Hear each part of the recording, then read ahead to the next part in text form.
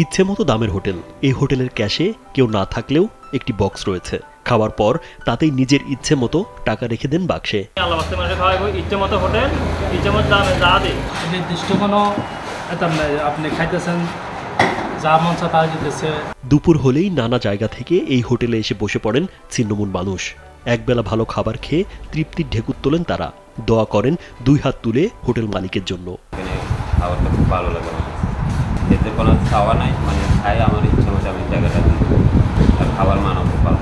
ফেনী বিলোনিয়া সড়কের পরশুরাম দক্ষিণ বাজারের চৌমুড়ি রাস্তার পাশে দেখা মিলেছে ইচ্ছামতো দামের হোটেলের। ইতোমধ্যেই পরশুরামবাসীর কাছে গরিবের হোটেল নামে পরিচিতি পেয়েছে।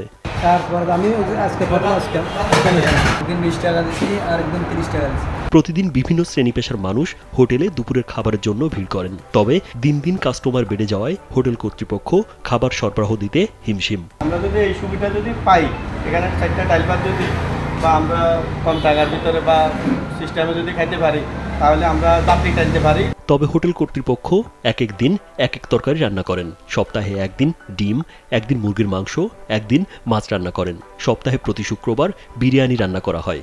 একদিন মুরগি, একদিন ডিম, একদিন সবজি, এইভাবে আমরা খাবাইতে আছি। 100 জন মানুষের খাওয়ানা আমরা ফুলগাজী থেকে তৈরি করে এখানে আমি খাবাই। আর যে দেয়, আর যারা অসহায় দেখতেছি আমরা বলাই আনি খানা খাবাই, তাদের জন্য আমরা পয়সা লই না। হতদরিদ্র ও নিম্ন আয়ের মানুষের কথা চিন্তা করেই হোটেলটি চালু করেছেন বলে জানান ইচ্ছেমতো দামের হোটেলের পরিচালক আবুল কালাম। প্রথমে 50 জনের খানা আনছি, এরপরে 100 জনের আনছি। আমরা টেরাই করলাম এখানে আরও চলবো ইনশাল্লাহ, বরাবর বাড়াইতে আছি আমরা।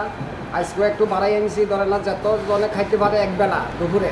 আমরা এখনো আগের রুমটা ঠিক করতে পারি নাই, আগের রুম ঠিক করতে পারলে ইনশাল্লাহ দুবেলা চালাবো। হোটেল মালিক নূর আহমেদ একজন সরকারি চাকরিজীবী। আল্লাহর সন্তুষ্টি লাভের আশায় এমন উদ্যোগ নিয়েছেন। যতদিন বেঁচে থাকবেন ততদিনই এমন মহৎ কাজ করে যেতে চান তিনি। রাজীব বিশ্বাস, কালবেলা।